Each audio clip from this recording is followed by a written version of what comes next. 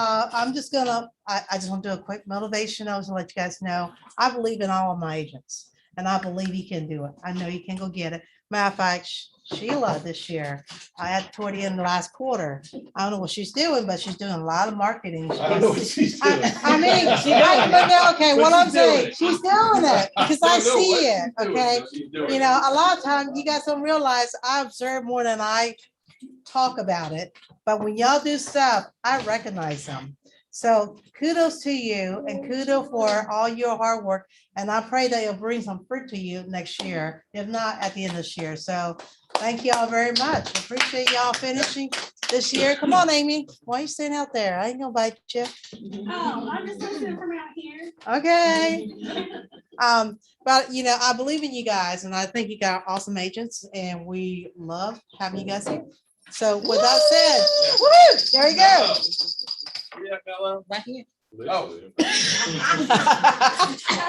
Old age is really sitting in on me kind of thing. So we did want, we want all the branch managers to be able to speak just briefly kind of thing, talk about, you know, what they're in charge of and want to make sure everyone put the face with the name as well kind of thing. So. Hello, everyone. Good morning. Thank you for coming to the airport office. So I just wanted to just, you know, take a moment to just say what I'm grateful for, what I'm thankful for. I'm so thankful to be a part of this team. And just, you know, it's been so much has happened within the last year or so. So many people, it was like 40 million people were unemployed. And I'm so thankful that I was not one of those people. I was definitely employed. I was here and learning. And I have learned so much in the last year and a half since I've been here. I'm just thankful for all of my actual staff here and my agents that I work with in the airport office. I'm very thankful for Ming and Alan for encouraging me. I'm very thankful for my play brother here, Wordsworth. She'll go ahead and take half of the blame. Right, I'll just take 50%. And Miss Nancy, I so appreciate you. Miss Steph and Sharice, welcome again. Adrienne is not here with us, but I'm just so grateful and thankful for you all for welcoming me in. And we also will have just a quick little shout out, a vision board party this Thursday here in the office. So if you would like to come and manifest your visions for 2022, make it plain, put it on paper. We definitely will be doing that this Thursday here. Michelle Rosser will actually be heading that up and I'll be assisting her. And that'll be this Thursday from 1 to 3. So I would love to see you all there. Enjoy.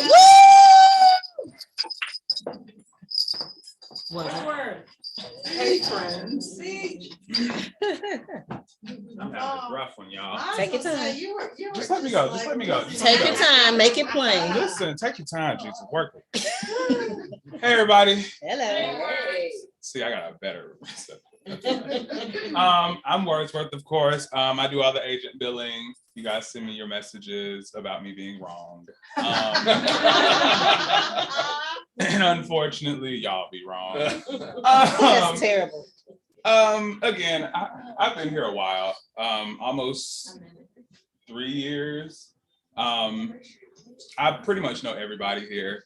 You guys know me, you know how to find me, you know how to call me, text me, whatever. I'm in the Fayetteville office. I'm in the Fayetteville office. If you want to find us in the Fayetteville office, it is 133 Bank Station.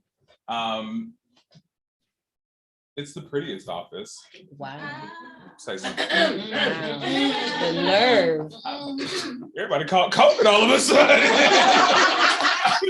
Everybody started coughing just then. I don't know why. But as Melody said, I'm super thankful to be a part of this team. Super thankful for Alan, for Ming, for my friends. I don't even call them coworkers anymore because they're my friends. Super thankful for all the agents I've met. I mean, every one of y'all that I meet, we end up, you know, y'all my best friends. Thought you only told that to me. Oh, Probably cheating on you all the time. all the time. And again, like I'm just to piggyback what Melody said, it's been a really tough year. We've actually lost a few agents. We have one, Judy Shan, she died of cancer, actually. Yeah, not Yeah. lost Oh, like three. lost. Yeah, we Lost. we lost three. Tyrone Coleman. Tyrone Lost Coleman, out of this office. So it's been a hard year. We've all had some losses. We've all had some heartache this year, but I know that in 2022, everybody gonna bounce back. Mhm. Everybody business gonna thrive. Y'all gonna do your perfect marketing. Y'all gonna start doing videos. I'll leave it alone. Yeah. So I'm just thankful and grateful to be here with y'all. Monday through Friday.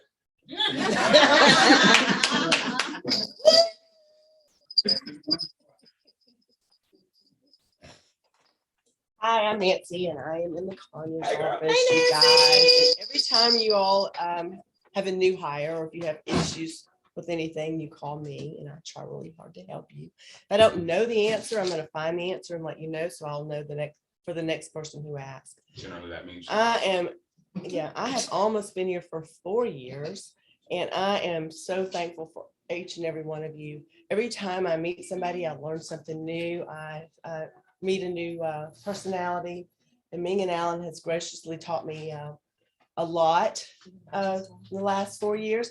I also wanted to go over some information. I always come prepared, I guess. Our new hire numbers this year have really exceeded it all the years so far in the history of Max One Partners.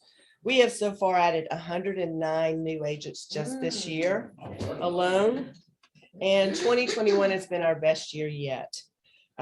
We've also had 3 best months in this birth year, since the birth year of Max One Partner, since 2016. The birth year, 2016 of Max One Partners. The very best one, April, July, and November of this past year. Our next C class is coming up December the 16th with Ming. It is 2022 licensed law, guard contracts, yes, I'm sorry. The next relaunch will be like the end of January. So if you're new agents here, then and you haven't had your 25 hours post license, now is the time to do so. I am planning to do a vision board and a year planning. I don't know the date because I'm getting a new granddaughter. My daughter-in-law's in labor, so we hope to have it today. She's had some really major issues with things, so hopefully we can get through all that. And I always do a little inspiration, and this is it. This cannot be the year of talking, of wishing, of wanting. This has to be the year you get it done, by Eric Thomas. Amen. And Merry Christmas, you guys. I hope you have a wonderful Christmas and best of luck in the new year, and good health and happiness is what I wish for everybody. All right. Thank you. Where's the bar class gonna be? In the Conyers office. We will be holding it This in every Thursday. single office. You're gonna get the guard contracts class, so. This Thursday. Yeah. Oh, wait. It's okay. Good morning. Good morning. My name is Sharice. I'm in the McDonough office. I am new, so reach out to me, let me know anything that you're concerned about, anything like that. I'm also in charge of the renting.com, the rentinggeorgia.com. And we're trying to relaunch that. So hopefully, if you have some opinions on it, please reach out to me. I also am working with the mentors. So any suggestions about that, reach out to me. And then after the new year, we're gonna have the relaunch in McDonough. So look forward to seeing you guys. All right. Code of ethics is coming up this month. It's tomorrow. It's tomorrow. Yeah. So if y'all need to let this one, come see me tomorrow. All right. Woo! All right, well, I wanted everyone to see the branch managers, kind of talk to them and just hear from them. I want to talk about, and I kind of want to start us off on kind of going over what's 2022 going to look like. So if you guys don't kind of catch up with us on Monday mornings, every Monday morning, we do this thing called Real Estate Backstory.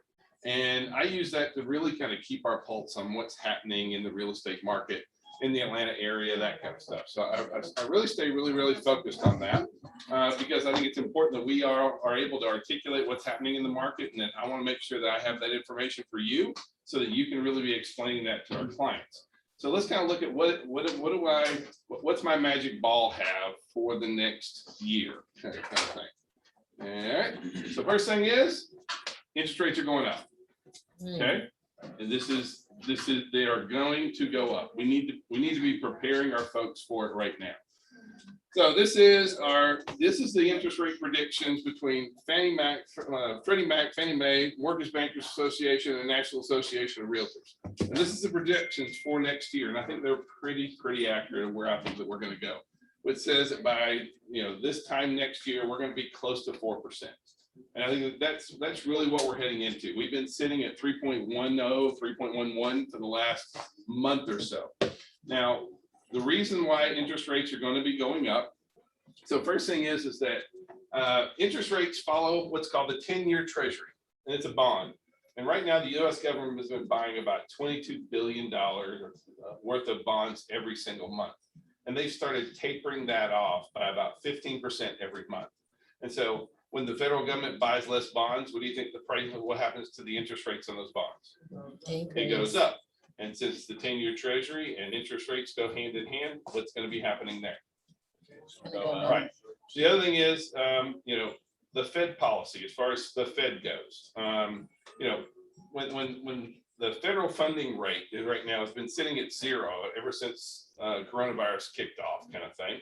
The Fed put that at 0. But what would we're going to talk about a little bit more. Inflation is rearing its ugly head. We've not had to talk about inflation Americans haven't talked about inflation for a long time.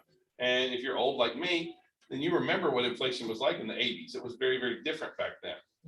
Inflation was a big part of our lives, and no one's really had to talk about inflation for years. But how the Fed can control inflation is they're going to try and slow down our economy, because right now the economy is kind of running wild. So when you put those two together, we're looking at rising interest rates for the next year. So now, as a group of realtors, is this good or bad for us? Bad. That's good. Well, it depends, right? Well, I mean, a couple of things here. So first of all, we know interest rates are going to be rising over the course of the next year. So what should our message be to our buyers right now? By now. Values are going to start steadying up, but still right now it's going to be, and I know it sounds so cliche to be in the real estate business and be like, buy now, it's a great time to buy. Sell now, it's a great time to sell. It really is. And right now interest rates are only going to go up. So now really is the best time. So if we really care about the folks that we work with, now really is the best time to buy. Where does wealth in the United States come from?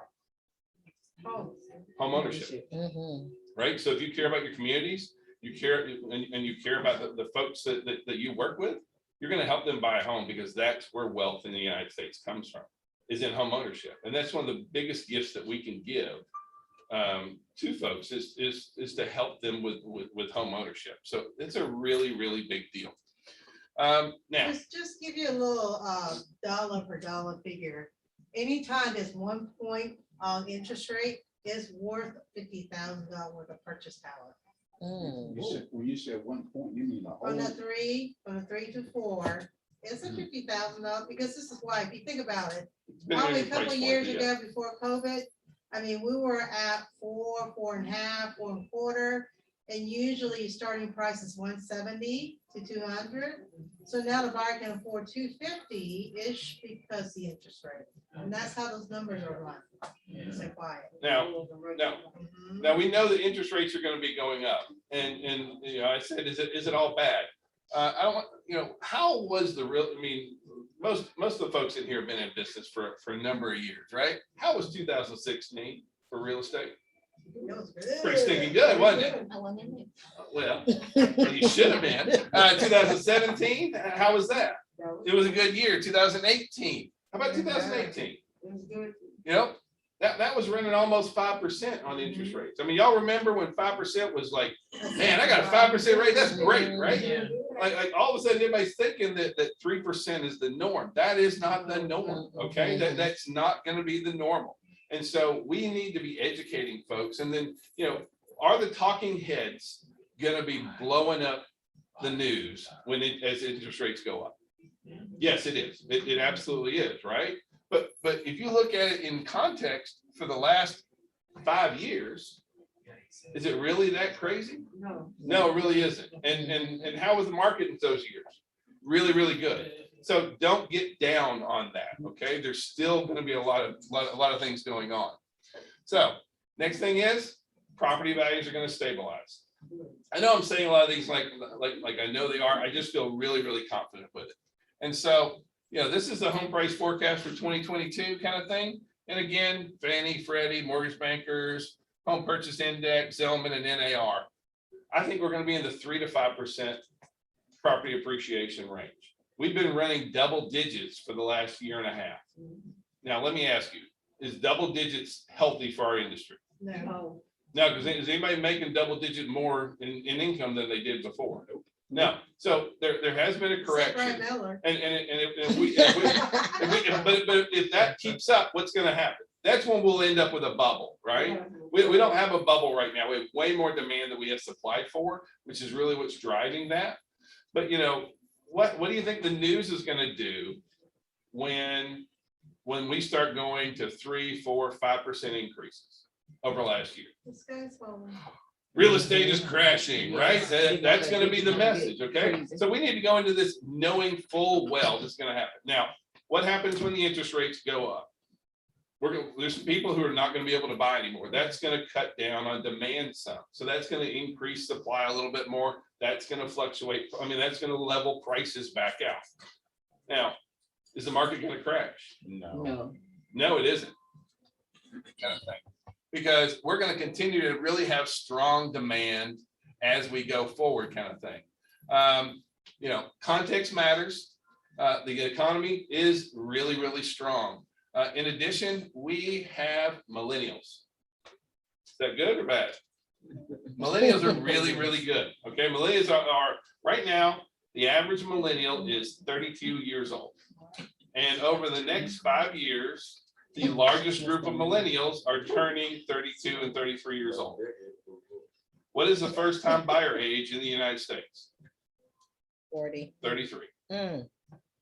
Right. So the largest population of Americans is turning first time buyer age over the next 5 years. So I mean, if you just take everything else out of it, we've got a lot of people moving in to that first time buyer age over the next 5 years. So this is not going down. We're already sitting at a deficit of 5 million houses in the US. And the US housing industry can build about 1 million a year. We're actually going to come up short this year. We're doing around 900 and something million units this year, as opposed to 900,000 units. Yeah, again, numbers are not working for me. But normally we build between 1 million and 1.2 million. We're going to come up short of that. So we can build. So even if we're short 5 million short this year, and we can build 1 million, how the next few years looking just based on nothing but simple supply versus demand economics. Strong, right? Like, so the market is still going to be good. So I guess what I want to try and prepare you for is as we move forward, we don't want these to scare your clients, and I don't want you to be unprepared. Are we going to see things in the media that shake our friends, our clients? Absolutely, kind of thing. Entry level price times are going to see the greatest competition. Is that a shock to anybody? No. Yeah, this one wasn't a really hard prediction for me at all, right? Kind of thing.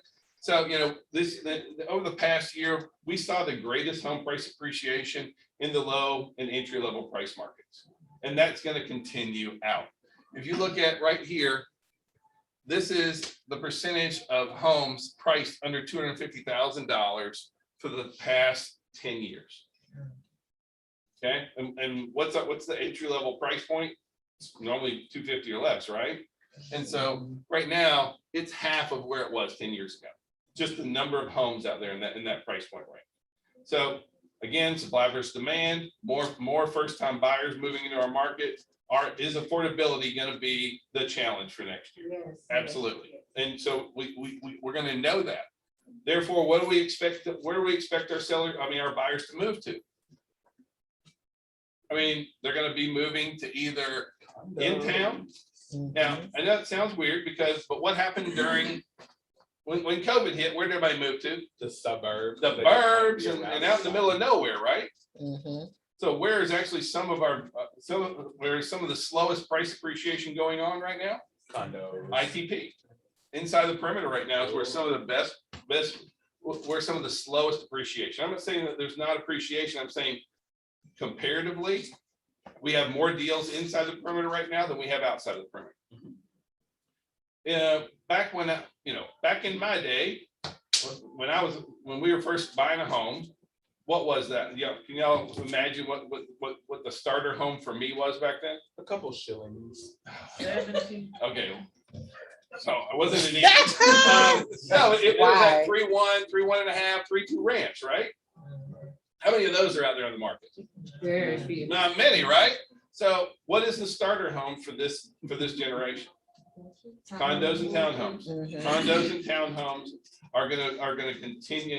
And right now, if you're a builder, can you afford to build a 3.2 ranch? Nope. No. Realistically, you can't. We don't have enough land, the prices of land, the building, to build a single story home costs a lot more. It's much more economical to build townhomes and condos. So for those, for a lot of agents, you find some folks sell a lot of condos and townhomes and some don't. We all need to be ready that condos and townhomes are going to be a pretty big thing over the next couple of years. Make sense? Yep. So if you look at here, this is the other thing, and I know that I'm going to talk about rents in a minute, but this is the demand for rents versus the supply of rent. I mean, versus the supply of multifamily. So our buyers are moving into here out of necessity right now. So we need more starter homes out there, kind of thing. And you can see what's kind of been going on just the number of active listings. Again, under $300,000 is getting smaller and smaller. So we're going to be seeing the builders move more into there. We're going to have to be a lot more creative with helping our clients. Anybody sold a trailer this year? Mobile home, modular homes? Look, it used to be like, I don't want no trailer, right? But how about now? Like a double wide on an acre doesn't sound too bad all of a sudden, right? And now you can get in it. So, it's time for us to be really creative about this kind of stuff. Make sense? Yes. All right. Inflation. This is our new 4-letter word. It's not 4 letters, but you know what I mean. No one likes inflation. This is where inflation is right now. We're sitting at about 6.8%. Now, we talked about it back in the 80s, and some of us were around back in the 80s. Okay, yeah, well, okay, Ming and I were around back in the 80s. But that's when we had really runaway inflation. And is it high now? Absolutely. But if we can get a control on, if we can get this more into control, we have the chance of keeping this in check right now. And that's why I feel like the Fed is tapering bond purchases. I believe that they're going to raise the federal funding rates, things like that, to kind of hold that number down. But that being said, is all inflation bad? So have you guys ever heard, what is the one thing that's a hedge against inflation? Gold. Okay. Houses. Okay. How about houses? Since we're real estate people, let's just go with houses. Okay. Yeah, people do buy a lot of gold when inflation rises. That's very true. But houses are a hedge against inflation, right? When you buy a house, does the price of rising lumber affect you? No, I mean, not if lumber keeps going up, is what I mean.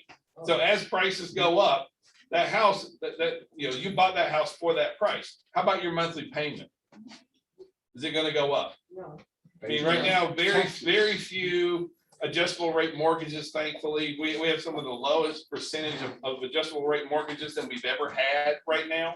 So, if your monthly mortgage is staying the same, does inflation hurt you as much? No. So housing is a hedge against inflation. Now, we are going to have inflation, even with the Fed tapering purchases and affecting that. Expect inflation to be with us for the next year. Okay, this is not going to be a straight up and straight back down thing. We have a lot of supply chain issues that are going on. We're gonna, and we have folks that just kind of get like when lumber goes up, does it ever come all the way back down? If steel goes up, does it ever come? Do pizzas ever drop back down? Right? They may drop back some, but they're not going to ever go back to where they were. So we're going to be seeing inflation. We should see it level and then slowly taper as the course of the year goes by. But it's not, this is not going to be this temporary blip. The feds were really thinking it was going to be just a straight up and straight down. I disagree. I think this is much more like much more likely what we should be expecting when it comes to inflation. And so we need to be ready to discuss inflation with our clients and let them know that, is housing a good idea in a high inflation environment? Yes, it really is. So on speaking of inflation, how about rents? So this is our national rent index right here. But the really telling one, this is rents in Atlanta over the last 12 months. Right? And so now we've seen double digit on housing, right? We've been running 13, 14, 15%. Y'all see what or we running 22% increases in rent? Now, rent always follows housing between 3 months to a year behind, because as leases get renewed, things like that, the rents are going to keep going up. So even though we're going to start seeing prices fluctuate to stabilize on housing, we are not going to see rent stabilizing for a while. And part of the reason for that is the same reason that we have in housing. It's a supply versus demand issue, right? If you look at there's 10 really large areas that have a massive amount of rental growth going on. Multifamily, we have entire neighborhoods being built out for that. These are investors that realize that wealth in the United States is in home ownership. So if they own the homes and somebody else is paying for it, it's a really good place for the investors to be, right? So, but are rents going to stabilize? No, because the same supply versus demand.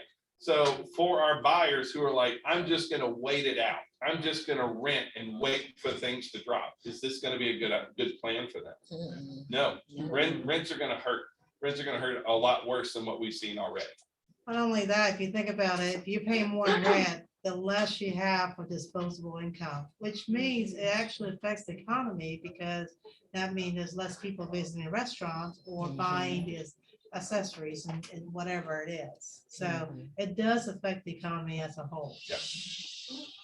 All right. This one, we're going to have to be ready to discuss our commissions on every transaction. Okay, this is a big deal that we need to get ahead of right now. How many of you guys are buyer's agent? Hey, Gail, good to see you.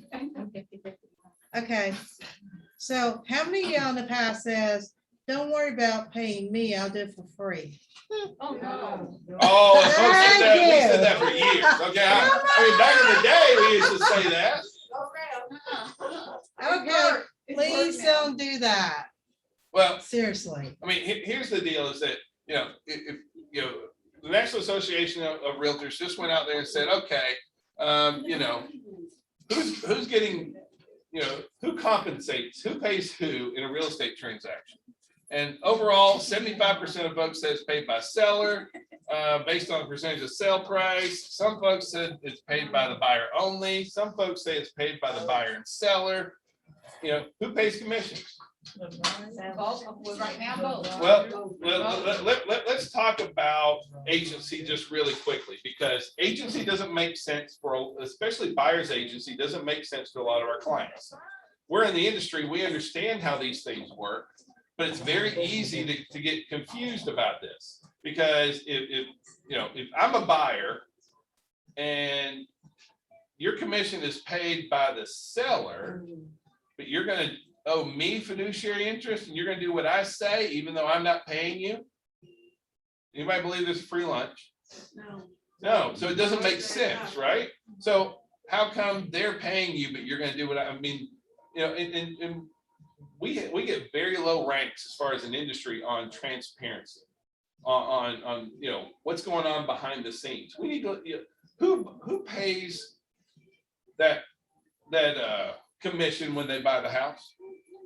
Really, it's the buyer. The buyer, The buyer. right. When they buy the house, is commission included in that? So are the buyers paying? Yes. Absolutely. We need to be explaining who we owe agency to, who we owe fiduciary interest to, and who's paying what and how much that is. Now, the other thing that we're seeing going on right now is we're seeing a lot of $1 commissions, $5 commissions, and no commissions out there. That's not a lie. That's true. I mean, go through the MLS. You're gonna see it. You'll see a lot of listings now. Maybe not a lot, but you'll see some listings out there.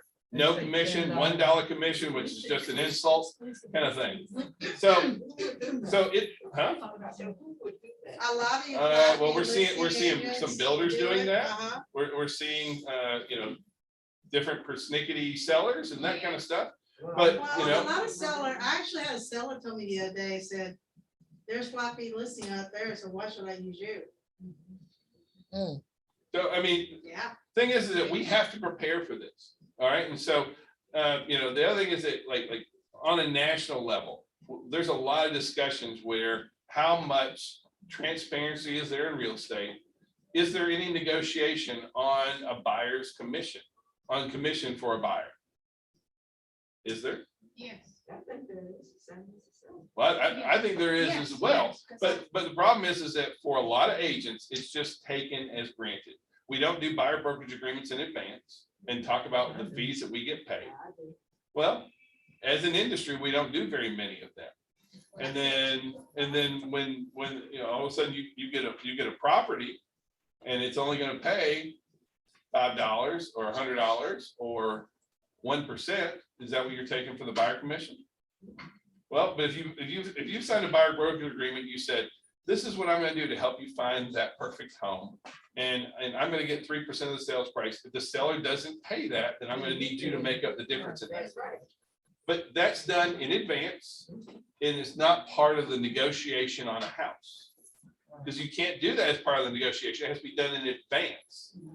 So listen, we have to make sure that we are discussing commissions, not only on the buy side, but even on the listing side right up front. We need to be very comfortable with that. Look, as a group, we are a hard-working group of folks. We work our tails off. And so I have no problem explaining what I'm going to do to market and sell your property, or what I'm going to do to represent you in buying your perfect home. And these are the fees that we charge, and this is what it costs to do what I do. Yes, ma'am. A lot of realtors seem to be afraid to push a prospective buyer and sign an agreement. I say, well, I'll just wait. But you can't prove your worth to them when you first start. How you gonna do it down in the process? I agree. Most of the time, if you don't take the time and go through all of that, you're not gonna get them to sign it anyway. For us, if we've sat down with a client beforehand and explained all that goes into buying a home, we never have a problem having somebody sign a buyer brokerage agreement. But if you just have you show somebody one house and then expect them to see it, and they don't know you haven't built a relationship, you haven't explained what you're gonna do, that's where we have problems, kind of thing. So these are scripts. These we need to be ready to have this conversation in 2022. Make sense? All right. And foreclosure activity. You know, we had all these folks waiting for, you know, Oh, yeah. I this, think you know, it's this time coming. last year, foreclosure moratoriums. It's gonna be foreclosures everywhere, right? Wrong. And this is actually what our foreclosure activity looks like, which is way below. And yes, it did. Now, if you watch the news, you'll see where the news said foreclosure activity is up 20%. Okay, it went from there to there. Okay. Wow, huge improvement. It is way under where it was pre-COVID. Okay. So again, this is really how we're looking at mortgage delinquencies. Now, part of that also comes with being able to be in the market that we're in right now. Our property values appreciating or depreciating? Appreciate. Yeah, they're appreciating. And so, you know, if you bought your home in Georgia last year, 12 months ago, how much more is the average home worth this year in Georgia? $50K. $50,000. And so overall, just average appreciation for all the homes. We grew property appreciation in Georgia by $50,000. So if you bought a home 12 months ago, you're sitting in really good shape right now. So you can see why would people be defaulting. Not only that, we saw what's going on with rents. And so if you default on your mortgage, where are you going? You going nowhere. Rents are outrageous kind of thing. It's a tough market. So foreclosure activity is really low and it's going to remain really, really low. Does anybody have any other thoughts on what we just talked about there kind of thing? And agents, you guys do realize that you can negotiate your commission far binding, right? With the listing agent, even though they put $1 in there, you can definitely negotiate with them. Say, listen, the sale price of this will include 3%.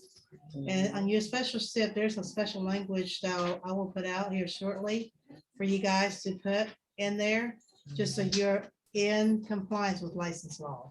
You cannot put in special step and GAR form to say seller must pay as part of your purchase and sale contract. That is against license law, just so you know. So I'll put that out here shortly, okay? But listen, the headlines are there to terrify more than clarify. Is any of the news on real estate going to be good next year? No. No. Okay. That's fine. So are we going to get ahead of this, or are we going to let this run us? Right? You know, all these guys, I'm not telling you what to do, but I'm telling you, you should be out there posting about this, talking about these things on social media, reaching out into your databases, really being aggressive about being very proactive about these things. Again, when's the best time to buy? Now, right? Things are going to get worse for our buyers moving forward, kind of thing. I don't mean that in a negative way, but now is going to be the best time they have to buy. When's a great time to sell? Now. And so, even though it sounds super cliche, it really is very, very true. Any questions about my prediction? Anybody think I'm wrong? No. I don't either. So, yeah. Yeah. No, you can tell. It's okay. All right. Real quick. So I want to talk about what our company goals are for next year. So of course, we're going to continue to grow more agents, training programs. We're going to be, we've acquired an office over in West Georgia in Carrollton that we're opening as a satellite, and we will be opening Griffin this year as well. So we will have 2 more offices open. We're going to be doing a lot more with education this next year. We're going to be doing at least 2 CE classes per office per month per office. I'm sorry. We have new CE class offerings coming out. MJ is going to be teaching some broker level classes for us for those looking to do brokers. We're also going to be doing NAR certification courses. We're going to be offering some of the ABR and CRS classes this year. And then we're going to do our Tom Ferry every year. We're going to do a Brian Buffini, and then we're going to have training events once a quarter in addition out there. We're going to be doing a lot more stuff to try and build more engagement as far as not only the classes, but then sales meetings in all our offices, a lot of vendor events. Thank you, Ricky. And then we're going to be starting more weekly in-office accountability and masterminds. On the agent support side, gosh, I think you're holding your hand up. It's just your antlers. On the agent support side, we are putting SkySlope into place, and that's going to, you guys are going to be seeing that come out to you in the next 2 weeks. We are going to be rolling SkySlope out. It is super easy, and that's going to be coming out in 2 weeks. KV Core comes out the first part of the year. We're going to be implementing KV Core. We're also creating all new buyer and seller guides. Basically buyer and seller presentations customized and ready for you guys to use with your buyers and sellers out there. We are updating and improving our accounting things so that there'll be less confusion on some of our agent billing and what's an invoice and what's a statement that kind of throws everybody off. So we're going to be doing all that next year. And then we're going to be adding transaction coordinator options for agents when they want them. So, every year we sit back and we look at what are we doing? What did we do last year? And what are we going to do to grow our company next year? And it's important that I'm not the only one doing that. It's important that you guys are doing that out there, kind of thing. And so business planning is a very important piece. We're coming up on the end of our fiscal year. We all are. Who do you guys work for? That's right. You are small business people, kind of thing. You just blessed me by hanging your license with us, and I greatly appreciate you. But you are a small business person. You own your company. All right. Because if you get up tomorrow, you don't go into work, anybody gonna fire you? No. Yes. Right? Exactly. Yeah. So, but we need to have written goals, okay? Yes. Less than 10% of real estate professionals have a written business plan. And do you think that's important? Do you think success comes by accident? No. You guys know anybody that just fell into a pit of money? Yeah, no. Well. I mean, Yeah. Oh. Kidding. yeah, but but seriously, like success does not come as an accident. It's part of a process. You have to work. I mean, and I don't know anybody that's not knocking it dead in the real estate business that doesn't have a plan, that's not executing that plan and following forward on it. So we really need to be doing that. So, we need to have a business plan so that we have a roadway, a path for our success, kind of thing. It's going to trigger our long-term success, how we're going to organize ourselves. We're going to set up what our priorities, how we're going to communicate. 50% of all new businesses fail within 5 years. Now, you guys just said that you are a small business, right? Mhm. Half of all businesses fail in the first 5 years. That's sobering, right? And as an industry, do we have a large fallout in the real estate industry? We do. And so if you look though, 70% of the businesses that succeed have a written business plan. How about those that fail? They don't have. They got a big fat goose egg, right? Yeah, it really is, kind of thing.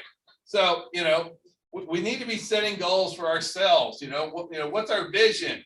What are we going to do, for our business and our career, for our family, for spiritually and for your personal development, and also for your health, right? We got to work on all this, all the different aspects of what makes us. You can't just work on your business and not work on yourself. Because that's not, if you can't perform as a human being, if things are messed up at your family, is things good at work? Nope. Exactly. So why do a lot of people not set goals? First of all, we're afraid of failure. Yes. I mean, is anybody like? Put it on inside. Oh, yeah. Let's just face it, it's easy not to do that, right? It's less commitment. Now, if I say I'm going to do 25 transactions next year and I put that down in writing and I hang that on the outside of my office door, have I set a goal for next year? Yes. Have I stated it out there to the world? Yes. Yeah, kind of scary when you do that. How about if I'm just going to do better or more? Right? Like we like those non-committal things. Like I'm going to work hard next year. How many transactions that is? Well, I'm going to work long hours. I'm going to, you got to have some real specific goals of what it is. The other challenge for us is that a lot of us are unsure what we want. Right? Now, the beauty of real estate is that there's a lot of ways to be successful in real estate. And the challenge of real estate is there's a lot of ways to be successful in real estate. But you've got to decide. There isn't this roadmap. There isn't this, if you'll do A, B, C, D, you're going to be great. You have to decide what A, B, C, D is and then follow up on that. It's all on you. You are your own small business kind of thing. Now, some folks, they got into real estate because they didn't want a schedule. And guess what? Some of y'all get up to crack of noon. You ain't got one. Right? I mean, I love you, but I'll make a phone call 10:30. Like, yeah. Like, oh, did I bother you? Kind of thing. So you know, we need to be looking at our business in a very strategic way, kind of thing. And I am going to encourage you to take my business planning class. It's a 3-hour class. We're going to go through, we do a SWOT analysis, strengths, weaknesses, opportunities, threats.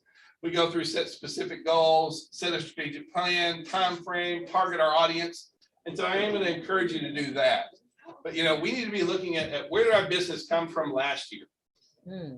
Like where, for the vast majority of agents, where does the majority of our business come from? Referrals and past clients. Yep. And at the same time, how many of us have a really active CRM where we follow up and engage with all of our clients and our referrals? None of us. All right, but so y'all see why we're putting in KB Core next year? Yeah, because that's a big deal. But you know, we need to be looking at that, focusing on that. You know, what are you guys going to accomplish each quarter next year?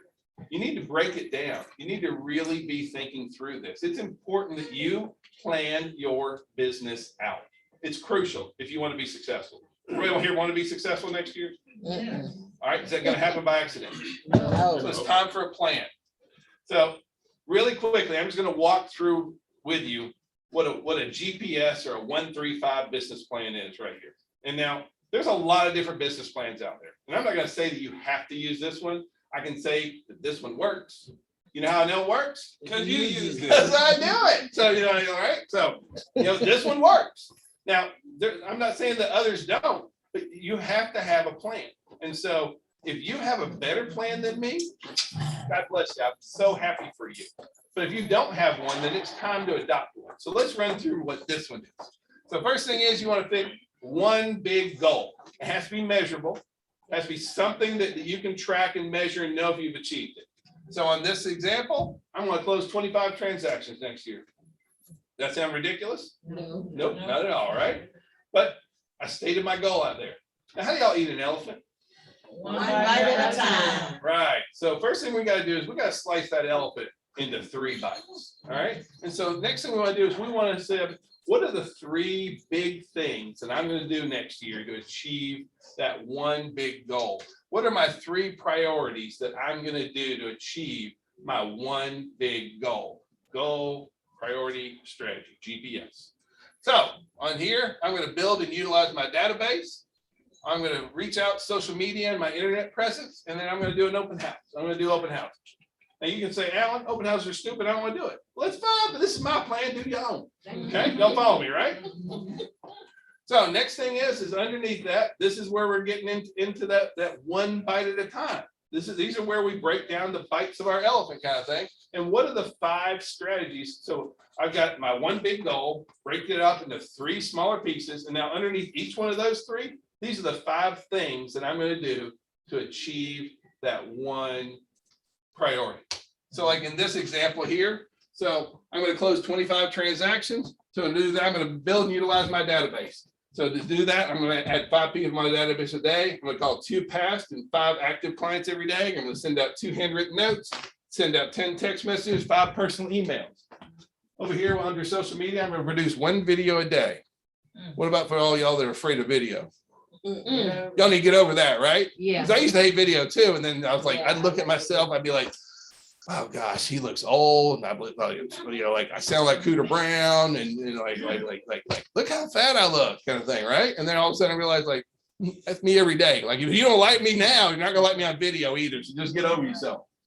So 5 personal Facebook posts, 2 business. I'm gonna do 4 Instagram posts, 2 LinkedIn. I'm gonna do the 10 twice a day. Open houses. I'm gonna schedule 1 open house a week. Promote these items. Text out. Y'all follow me, right? Because one of the biggest challenges that we in the real estate industry have is we don't know what going to work looks like. Exactly. I'm just being straight up. Like some folks will just come in like, I'm here. The heck do I do now? Right? But if you planned out your business, you know what you need to be doing when you come in. Absolutely. You know, the other piece that goes along with that is actually having a schedule. I know we got into real estate because we didn't want to have a schedule. But you are the boss, right? What else are you? Employee number 001, right? So who's gonna rate that schedule? You do, kind of thing. I recommend you take my class. I teach that too. Okay. Yeah. But I'll share this with you too. If you guys want the slides, no problem at all, kind of thing. But we got to have a schedule. You know, it's never fun to talk about schedule, but you know, we're wrapping up the year here, right? We got a couple weeks till Christmas. This thing's about done. We're going to be starting up our new year. And I want us to start off really, really strong. And so a lot of that's going to come down to having a routine, having a schedule of how we're going to execute our business. Because if you owned a business, would you expect your employees to show up? Yes. Yeah, you sure would, right? You'd be like, what's going on, right? Yeah. Well, what happens when you're the boss and you're the employee? Where? Yeah, that's it, yeah. And that's it exactly, kind of thing. So, you know, we need to be looking for new business before old business. Y'all know what that means? It means that we prospect before we, if you start the day off answering email, will you ever prospect? No. So you need to be reaching out, finding new clients every single day. You need to be setting a good daily routine. What we just showed on that 135 business plan, is that a great daily routine that you could do? Right. Now, who's going to do this for you? Nobody. Nobody. But is your business important enough to do this for? Yes. I sure hope so, because I think it is, kind of thing. I think it's vitally, vitally important out there. And so I'm not trying to be Mr. Negative Nancy kind of thing, and just kind of like, yeah, y'all got to do better. Y'all got to do better. But like, you know, I'm going to, how am I going to succeed as your broker? Well, we succeed. Only if you guys succeed. So I'm here to help and assist you with all that, you know, and I got your back. But you know, that old adage, I can lead a horse to water, but I can't make him drink. That's right. So I want you to know that I'm here to help in any way, shape, or form that I can. But you know, we are very, very blessed that you're with us, and I greatly, greatly appreciate you. And if you need something, I need you to call me, because while I love you, I don't know what everybody needs. Now, if you don't have my cell phone, please get it. Everyone should have my cell phone, and if you need me, call, text, smoke signals, I don't care. But if you just reach out to me. But if you don't reach out to me, I can't know. And for real, I want you to be successful, and I want to assist you in any way that I can, but I'm not a mind reader. Y'all follow me here, right? Yes. All right, great. Well, thank you so much. How are we doing on time? So, Dude, look at there. All right. So I kind of wanted to celebrate our successes last month. So for the month of November, these are our top sales agents in the company. So all my branch managers, you want to come up and everybody come. Mine are gone. Oh, Mine are both out of town. okay, all right. Well, and then this is our top in our company right here. So, again, I just wanted to say thank you very much. I'm very, very blessed by you all. And if I can be of any service, please let me know. Let's see. I believe that we should be having food here. Is the food ready? It's here. Yeah, they're setting it up. Oh, are they ready for me to throw it at them now or no? Yeah, it's Not quite. Not quite. a lot of stuff. Yeah. Okay. You can introduce me. Oh, come on, Steph. Introduce me. All right. This is a Steph and mini Steph kind of thing. I'm gonna let you go right there. I'm gonna go. So I'm Stephanie. Some of you remember me from when we first opened up. I was the OG branch manager. Oh, gee. And then I moved to Florida, moved back, and now I have an assistant. This is Mitchell. So I do all of your paperless pipeline and compliance stuff. So if you guys have questions about that, feel free to email me or text me, whatever. I work odd hours because the baby works odd hours. So I don't come in person very often, but you guys are always free to call or text or email, whatever. So that's a little my spiel. Oh yeah, this year we have so far, we could have more, almost 1,100 transactions for 2021, which is, I believe, 130 more than last year. So good job. Right. It's gonna pandemic. Go figure.